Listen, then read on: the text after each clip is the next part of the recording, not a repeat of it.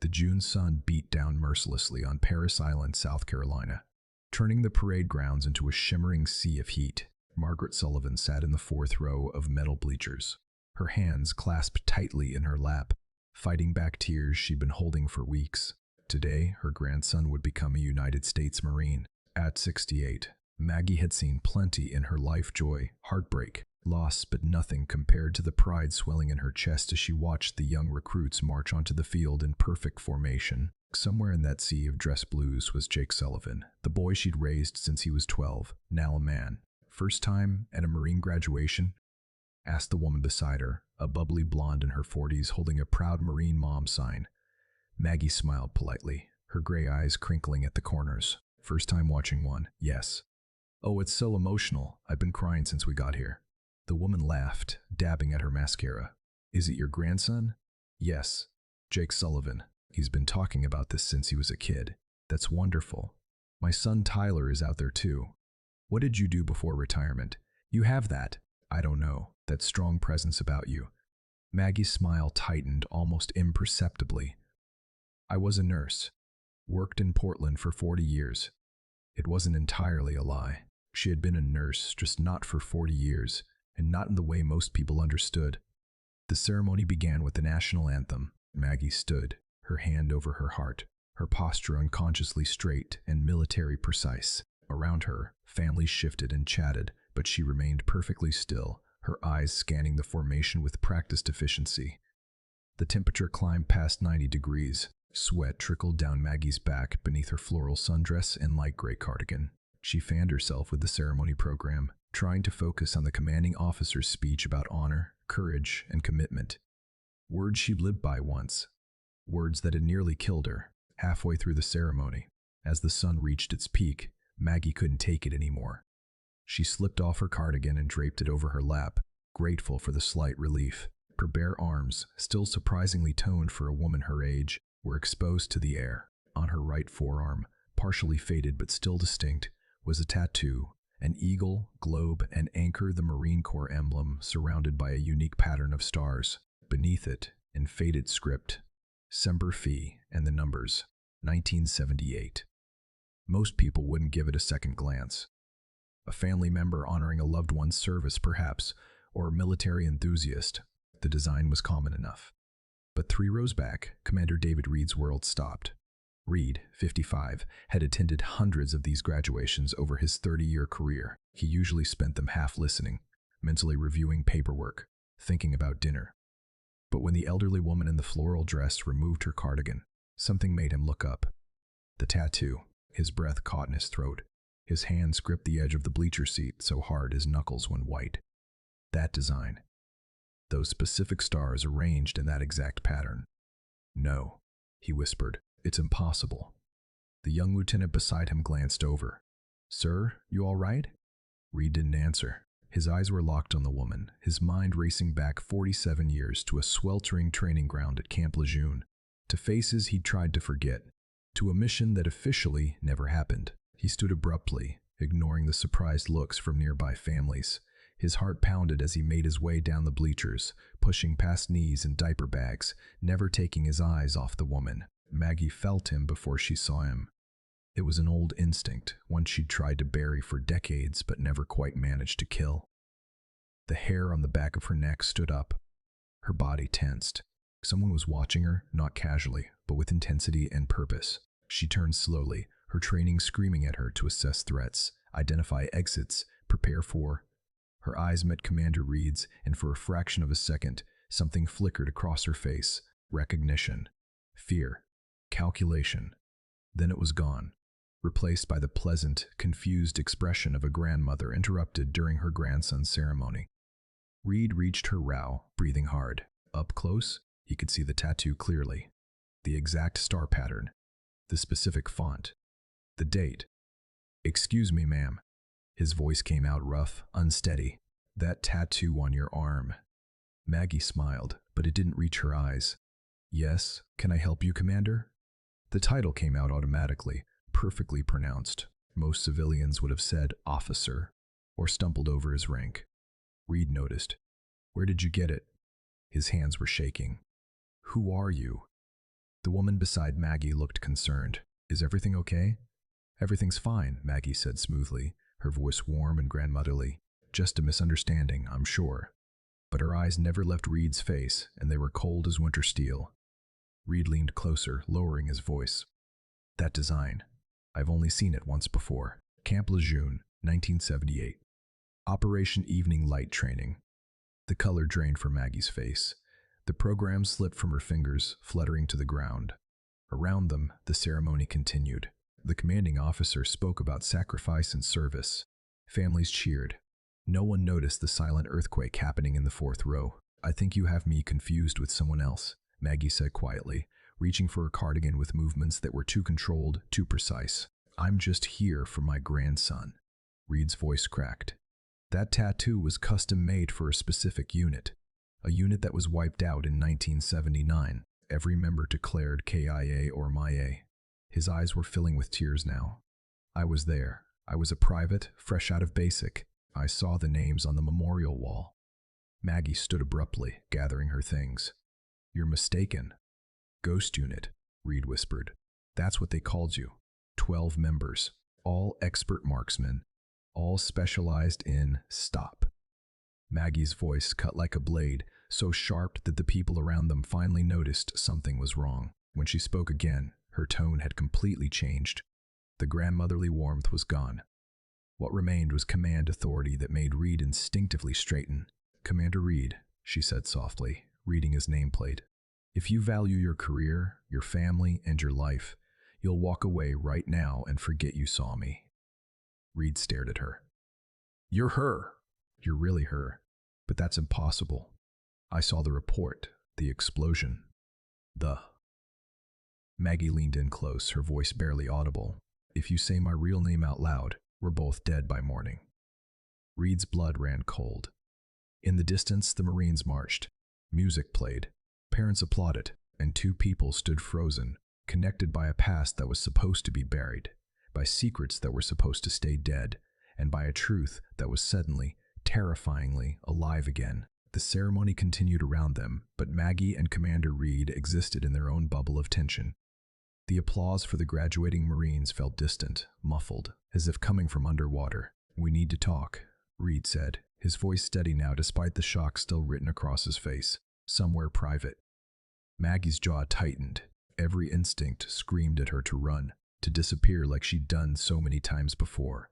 But running now would draw attention. And attention was the last thing she needed.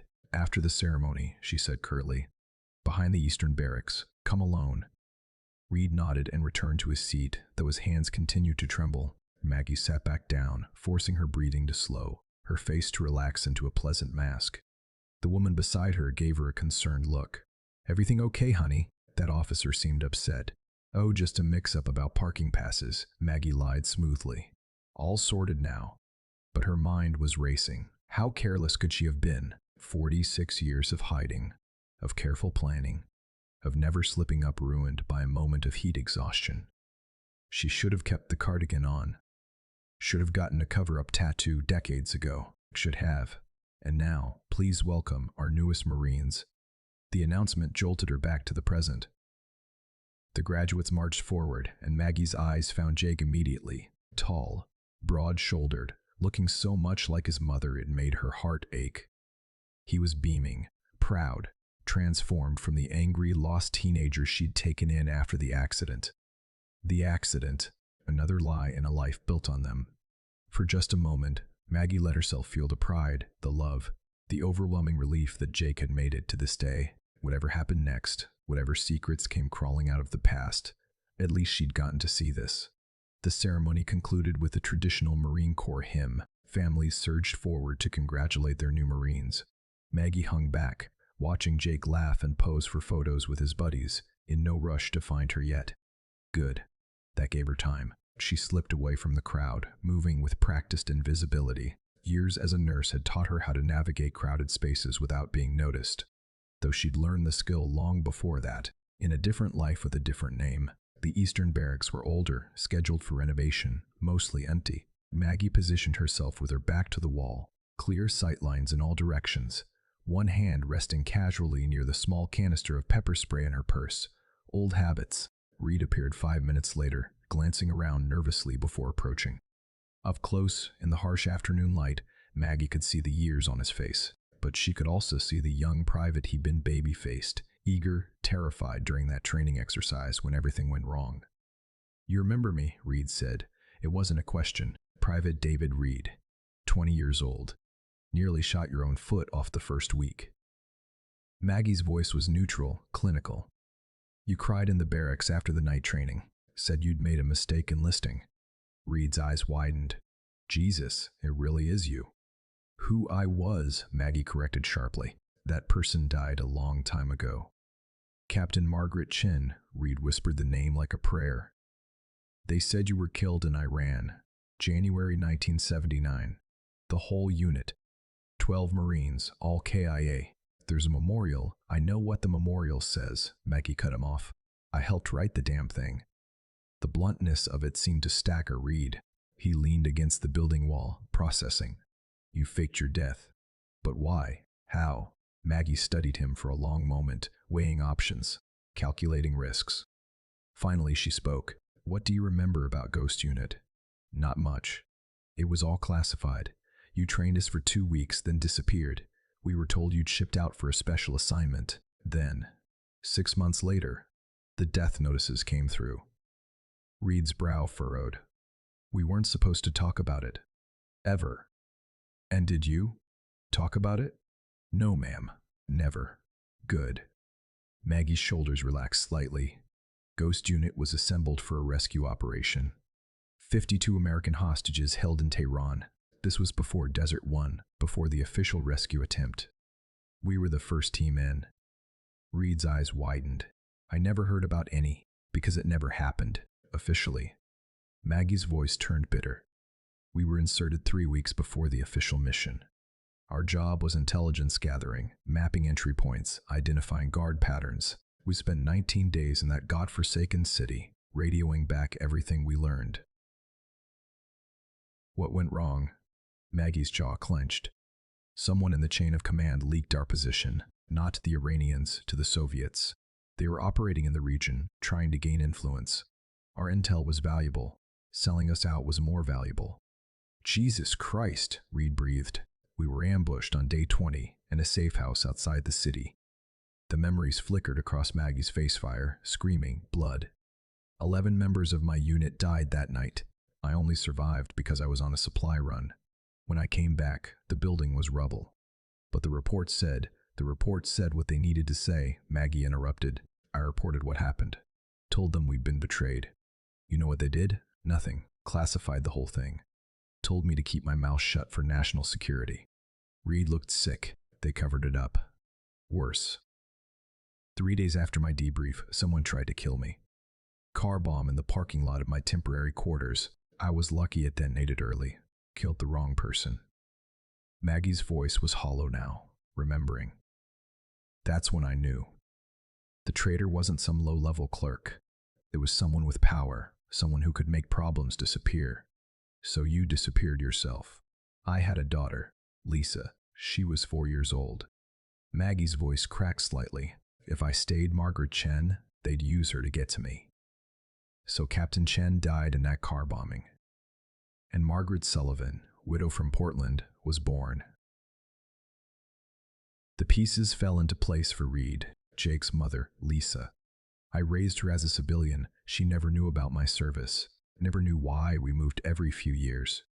Why we didn't have family photos before 1979. Why Mom never talked about the past." Tears glistened in Maggie's eyes. "I kept her safe, and when she died, I did the same for Jake." Reed was silent for a moment, absorbing it all. Then, who was it? Who betrayed you? "I don't know. I've spent 46 years trying to figure it out, but..." Maggie's phone buzzed in her purse. She pulled it out, frowning. Unknown number. Probably spam. She almost dismissed it. Then she saw the message. Her blood turned to ice. "I saw you at the ceremony. After all these years. Welcome back, Ghost." The phone slipped from her fingers, clattering on the concrete. Reed grabbed her arm. "What? What is it?" Maggie's face had gone completely white. Her hands were shaking, not with fear, but with rage. "They found me," she whispered. "After 46 years, they finally found me." Reed grabbed the phone from the ground, staring at the message. "Who sent this?" "The same person who killed my unit." Maggie's voice was cold, controlled, but her eyes darted around the area with practiced precision. "The same person who's been looking for me since 1979. We need to report this. Get you protection. I can contact who?" Maggie's laugh was bitter. "You think I haven't thought about that? The traitor has had 46 years to climb the ranks, build influence, cover their tracks. For all we know, they're sitting in the Pentagon right now." Reed's face hardened. "Then what do we do?" "We." Maggie shook her head. "There is no we, Commander. You forget you ever saw me. Go back to your life. I'll handle this. Like hell." Reed straightened to his full height. "Ma'am, with all due respect, I spent 30 years wondering what really happened to Ghost Unit." A lone owl called out in the distance. 11 out, I'm not walking away. Maggie studied him, seeing not the nervous private from decades ago, but a seasoned officer who'd made his choice. She nodded slowly. "Then the first rule, trust no one in uniform. Not until we know who we're dealing with." "Agreed." "Second rule, Jake stays out of this. Completely. Your grandson doesn't know about your past. He thinks I'm a retired nurse who worked night shifts for 40 years. That's all he needs to know." Maggie's voice was firm, but Reed could hear the pain beneath it. "I've kept him safe his whole life. I won't stop now." Maggie's phone buzzed again. Another message. "Room 420 Teve, Palmetto Inn. We should talk." "It's a trap," Reed said immediately. "Obviously." Maggie pocketed the phone. "But they're not trying to kill me remotely. They want a face-to-face meeting. That means they need something from me. Or they want to finish what they started 46 years ago. Then they would have done it already." Maggie's mind was working through the angles, the possibilities. "No, this is different. They reached out. They're willing to talk. That gives us leverage." Reed looked skeptical. "What kind of leverage?" "The kind that comes from staying alive this long. If they haven't killed me yet, it's because they can't, or because they need me alive." Maggie started walking back toward the parking lot. "I need to check into my hotel, make sure Jake's settled. Then I'm going to that meeting." "Not alone, you're not. Commander, Reed, just Reed." He fell into step beside her. "And I'm going with you. Non-negotiable." They walked in silence through the crowds of celebrating families. Maggie's trained eyes caught details others missed. A man in civilian clothes watching too carefully from near the commissary. A car with tinted windows idling too long in the visitor lot. A woman with a phone pointed their direction. Or maybe she was just paranoid. 46 years of hiding did that to a person. "Grandma." Jake's voice cut through his thoughts. He was jogging toward them, still in his dress blues, his face lit up with joy. Maggie's heart clenched. So young, so innocent, so completely unaware of the danger swirling around them. She forced a bright smile. "There's my Marine. I'm so proud of you, sweetheart." Jake swept her into a hug that lifted her off the ground. "You made it. I was worried the flight from Portland would get delayed. Wouldn't miss it for the world." When he set her down, she gestured to Reed. "This is Commander Reed. We were just discussing the ceremony." Jake snapped to attention. "Sir?" Reed returned the salute. "At ease, Marine. Your grandmother tells me you've been talking about this since you were a kid." "Yes, sir. Ever since." Jake paused, glancing at Maggie. "Well, since I came to live with Grandma." The car accident. The lie Maggie had told him about his mother's death. Another weight on her conscience. "Listen, Jake. I'm exhausted from the travel," Maggie said. "Why don't you go celebrate with your buddies tonight? I'll take you to dinner tomorrow before you ship out to SOI." Jake frowned. "You sure? I thought we could grab something tonight." "I'm sure. Go have fun. You earned it." She squeezed his arm. "Just text me when you're back safe, okay? Always do." Jake hesitated, studying her face. "You okay, Grandma? You seem, I don't know, tense. Too observant. Just like his mother." "Just emotional," Maggie lied smoothly. "Seeing you in that uniform, it brings back memories." Jake accepted this with a nod and a final hug before jogging back to his friends. Maggie watched him go, memorizing the sight of him happy and safe. "He's a good kid," Reed observed. "He's everything." Maggie's voice was fierce, which is why whoever sent that text is going to regret it. Palmetto Inn, room 412, 8:47 p.m. The hotel was a mid-range chain off the highway, the kind of place that catered to military families visiting Parris Island. Maggie had checked into a room on the second floor, unpacked her small suitcase, and changed into jeans and a dark blazer that concealed the compact Glock 43 she'd retrieved from a storage unit 3 states away. Reed had wanted to accompany her to the meeting, but Maggie had refused. Instead, he was positioned in the hotel bar with a clear view of the lobby, phone in hand, ready to call for backup if things went south. Maggie took the stairs to the 4th floor, her hand resting casually near the weapon at the small of her back. The hallway was empty, quiet except for the muffled sound of a television from one of the rooms. Room 42012 was at the end of the hall. She knocked twice. "It's open," a male voice called from inside. Maggie drew her weapon, held it low and ready, and pushed the door open with her foot. The room was dark except for a single lamp on the desk. A man sat in the chair facing the door, hands visible and empty, raised slightly in a non-threatening gesture. He was older, maybe 75, with white hair and the bearing of someone who'd spent a lifetime in the military.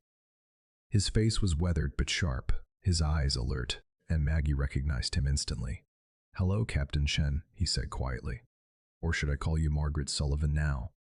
Maggie's weapon stayed trained on his chest. "Colonel James Brennan, I thought you were dead. Funny, I thought the same about you."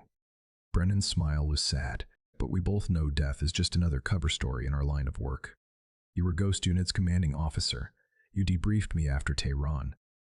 Maggie's mind raced. "You're the one who told me to keep quiet about the betrayal.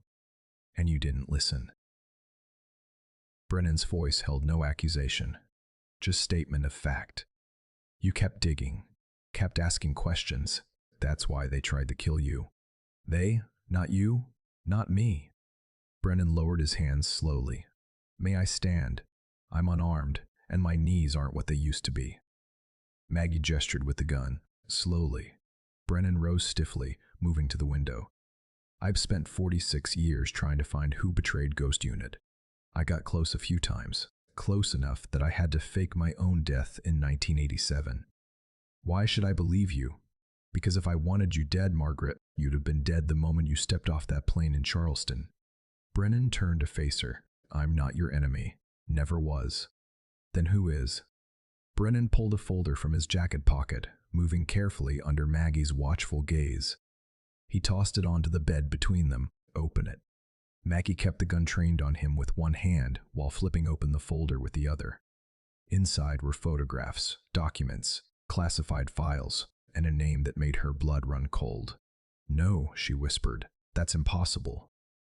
"I thought so too. Took me decades to piece it together." Brennan's voice was heavy with old grief. The person who sold out Ghost Unit, who's been hunting survivors, who has the power to bury anything they want. Maggie stared at the photograph. A younger man in marine dress blues, clean-cut and smiling. Beneath it, recent photos of the same man, older now, distinguished, wearing stars on his shoulders. Major General Richard Hartley, Deputy Commandant of the Marine Corps, one of the most powerful men in the entire military. He was a lieutenant in 79, Brennan continued. Ambitious, connected, smart enough to play both sides.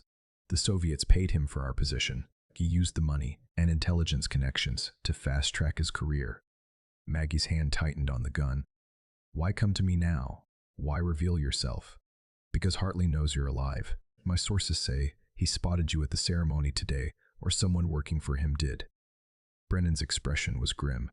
"And he's not going to let you walk away, not when you're the only living witness to what he did. I don't have proof, just my word against a 2-star general. Not anymore." Brennan gestured to the folder. "I have files, classified documents, money trails.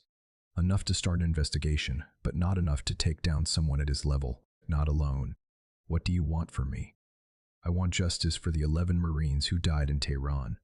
I want Hartley to pay for 46 years of treason." Brennan's eyes blazed with old fire. "And I want you to help me do it." Before Maggie could respond, her phone buzzed. A text from an unknown number. Not Brennan's. She looked at the screen and felt her world tilt. A photo of Jake, outside a bar in town, laughing with his friends. And beneath it, sweet grandson. Would be a shame if something happened to him. Maggie's composure shattered. "No, no, no, no." "What is it?" Brennan moved forward. Maggie was already dialing Reed, her hand shaking. "They have eyes on Jake. Hartley knows about him." Reed answered on the first ring. "What's wrong? Get to Jake, now. I'm sending you his location. Don't let him out of your sight. On it." Maggie hung up and turned to Brennan, all hesitation gone. "Where is Hartley now?" "Charleston. He's attending a conference at the Citadel tomorrow." "Good." Maggie's voice was ice. "Because I'm going to end this. Tonight." Charleston, South Carolina. The Citadel Military College.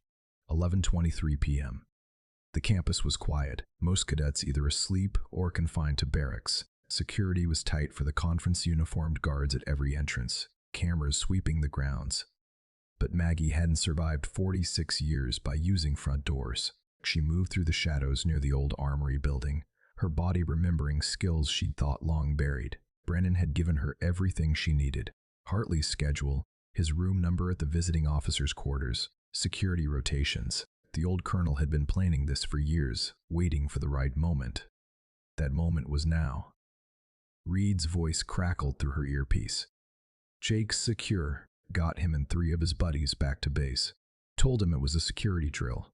He's not happy, but he's safe." "Thank you," Maggie breathed, relief flooding through her. "Any signs of surveillance?" 2 cars that were tailing them broke off when they saw me. Whoever Hartley has watching is smart enough not to engage a commander directly." Reed paused. "Maggie, are you sure about this? We could go official channels, bring in NCIS, and Hartley would bury it before the investigation even started. You said it yourself. We don't know who else he owns." Maggie reached the service entrance Brennan had indicated. The lock was old, easy to pick. "This ends tonight, one way or another. I don't like you going in alone." "I'm not alone." Brennan's inside, setting up the recording equipment. "We get Hartley's confession on tape, then we flood every news outlet and congressional oversight committee simultaneously. He can't bury all of them. And if he doesn't confess?" Maggie's hand rested on the Glock at her back. "Then I make him." She cut the connection and slipped inside. The building's interior was all polished wood and military history portraits of distinguished graduates lining the walls, display cases of medals and memorabilia. Maggie moved like smoke through the corridors, avoiding security cameras, timing her movements to the guards' patrols. Brennan had said Hartley was in the General MacArthur suite on the 3rd floor. The visiting officers' quarters were separate from the main dormitories, reserved for high-ranking officials. More private, more secure, more isolated. Maggie took the service stairs 2 at a time, her breathing controlled despite her racing heart. At the 3rd floor landing, she paused, listening. Voices down the hall, 2 guards making their rounds. She waited until they passed, then moved to room 304. Her phone buzzed. Text from Brennan, recording equipment active. "I'm in position across the street. You'll have 15 minutes before the next guard rotation." 15 minutes to get a confession from a man who'd spent 46 years covering his tracks. Maggie knocked on the door. 3 sharp raps. "Who is it?" Hartley's voice annoyed at the late interruption. "Maintenance, sir. Report of a water leak from the room above." A pause. Then the door opened. Major General Richard Hartley stood in pajama pants and a Marine Corps t-shirt, looking every bit the distinguished officer even at this hour. His gray hair was neatly trimmed, his posture perfect. He looked like someone's grandfather, someone who dedicated his life to service. He looked nothing like a traitor. His eyes widened when he saw Maggie. "You." "Hello, Richard." Maggie's weapon was out and aimed at his chest before he could react. "We need to talk about Tehran." Hartley's shock lasted only a second before his expression smoothed into calculated calm. "Captain Chen, I heard rumors you were alive, but I didn't believe them. You always were resourceful. Step back, slowly." Hartley complied, moving into the room. Maggie followed, shutting the door behind her with her foot. The suite was spacious sitting area. Bedroom visible through an open door, Minibar, desk covered in conference materials. You've aged well, Hartley observed, his eyes taking in every detail. 46 years in hiding. Must have been exhausting. Not as exhausting as living with 11 deaths on your conscience. Maggie's gun never wavered. How much did the Soviets pay you? What was the price for American lives? Straight to accusations. No pleasantries. Hartley moved the minibar, slow and deliberate. May I? It's been a long day. Hands where I can see them. Hartley raised his hands, smiling. You're not going to shoot me, Margaret. If you were, you'd have done it already. You want something. Information, proof, an apology. His laugh was cold. You won't get any of those things. I want you to admit what you did. Why would I do that? Because I have evidence. Financial records linking you to Soviet intelligence, classified documents you leaked, testimony from Colonel Brennan, who's been tracking you for decades. Maggie was bluffing. Partially the evidence Brennan had was suggestive, but not conclusive. But Hartley didn't need to know that. Something flickered in Hartley's eyes. James is alive? That old bastard just won't die, will he? He shook his head, genuinely amused. And what? You think you're gonna waltz out of here with a confession and take down a 2-star general? You really have been hiding too long, Margaret. You've forgotten how the world works. I know exactly how it works, which is why this conversation is being recorded and transmitted live to multiple secure servers. Another bluff, but a calculated one. Hartley's composure cracked slightly. You're lying. Am I? You want to take that chance? Maggie took a step closer. Here's what's going to happen. You're going to tell me everything, how you sold out Ghost Unit, how you've covered it up, who else is involved. Then you're going to turn yourself in. If you cooperate, maybe you'll see a courtroom instead of an unmarked grave. And if I refuse, then I shoot you and take my chances with the investigation. Either way, your career is over. Hartley studied her for a long moment. Then he laughed, a genuine, belly-deep laugh that seemed wildly out of place. You magnificent woman, you actually think you have leverage here. He shook his head. Let me educate you on something, Captain. I didn't get to where I am by being sloppy. Did you really think I didn't know you'd come for me eventually? Maggie's blood went cold. The moment my people spotted you at that graduation, I activated contingencies I've had in place for years. Hartley's smile was predatory now. Your grandson Jake, the commander helping you? Colonel Brennan in his little surveillance van across the street? I know where they all are. You bluffing. Am I? Hartley pulled out his phone, tapped the screen, and turned it toward her. The display showed multiple camera feeds. Jake in his barracks room, sitting on his bunk. Reed in his car outside the base. Brennan in a van, headphones on, watching a laptop screen, all of them in crosshairs. One call from me and they all disappear, Hartley said softly. Tragic accidents, unsolved crimes, the kind of thing that happens in military towns all the time. Maggie's gun hand trembled. You son of a... Here's what's actually going to happen, Hartley interrupted. You're going to disappear again. Change your name, move to another city, live out your remaining years in quiet anonymity. And in exchange, I let your grandson live. I let Reed continue his mediocre career. I even let that old fool Brennan keep chasing ghosts. I'll never stop coming for you. Yes, you will, because that's what you've done for 46 years. You've run and hidden and survived. You're good at it. Hartley's voice turned almost sympathetic. You were a soldier once, Margaret, but that was a lifetime ago. Now you're just a grandmother who wants to keep her family safe, so that's what you'll do.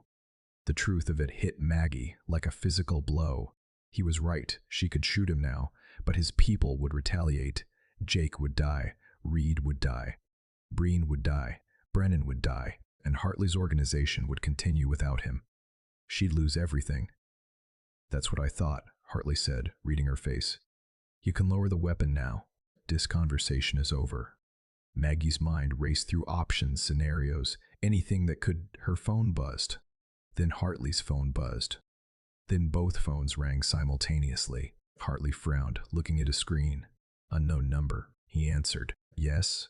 Maggie heard the voice through a speaker, old female, with a distinctive Louisiana accent she'd heard once before, 46 years ago. General Hartley, this is Colonel Sarah Martinez, formerly of Ghost Unit. You were told we all died in Tehran. You were told wrong. Hartley's face went white. Maggie's phone showed the same call a conference line. And suddenly, more voices joined. Captain James Morrison. Ghost Unit. Not as dead as you thought. Lieutenant Patricia Ochoa. Ghost Unit. Surprise, you bastard. Sergeant Robert Yee. Ghost Unit. We've been waiting a long time for this. One by one, voices filled the line, 7 of them. 7 members of Ghost Unit that the world thought were dead. Maggie felt tears streaming down her face. You're alive. You're all alive. We've been in deep cover waiting, Martinez said. Colonel Brennan found us over the years. We've been building the case, waiting for the right moment. Maggie, we need you to keep him talking for 2 more minutes. Federal agents are en route to your location right now. Hartley lunged for the door. Maggie was faster. She swept his legs out from under him, muscle memory from decades ago taking over. He hit the ground hard, and she had her knee on his back, weapon to his head, before he could recover. It's over, Richard, she said quietly. You can't prove anything, he gasped. My lawyers will. Your lawyers can't help you. Brennan's voice came through the phone now. We have 46 years of evidence, bank accounts, communications, testimonies from 7 Marine witnesses. And we have something else, your own deputy, Colonel Andrews. Turns out, he's had suspicions for years. When we approached him with evidence, he was very cooperative. Right now, he's presenting everything to the Commandant of the Marine Corps and the Secretary of Defense. Hartley's face crumbled. For the first time, he looked his age-old, tired, defeated. Sirens wailed in the distance, growing closer. Ghost Unit sends its regards, Maggie whispered.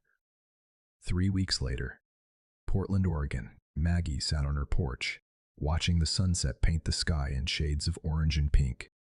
The news had been covering the Hartley case non-stop, the biggest military scandal in decades. A 2-star general arrested for treason, conspiracy, and murder.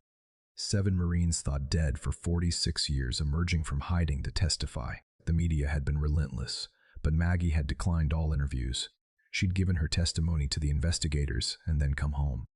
A car pulled up. Jake got out, now on leave, before his next assignment. He walked up the porch steps and sat beside her. You could have told me, he said quietly. I know. Mom knew, didn't she, before she died? Maggie nodded. I told her everything when she turned 18. Gave her the choice to walk away. She chose to stay. Said she was proud of me. Jake was silent for a long moment. Then, I'm proud of you too, Grandma. Captain Chen. Maggie smiled, taking his hand. I'm just Maggie now. That other person, that life, it's finally over. Her phone rang. Martinez. Turn on the news, the old Marine said. Maggie did. The screen showed Hartley being led into federal court in shackles. The banner read, GULT on all counts. 7 Marines scattered across the country in their own safe houses watched the same broadcast, and for the first time in 46 years, Ghost Unit could finally rest. Justice had come home. END.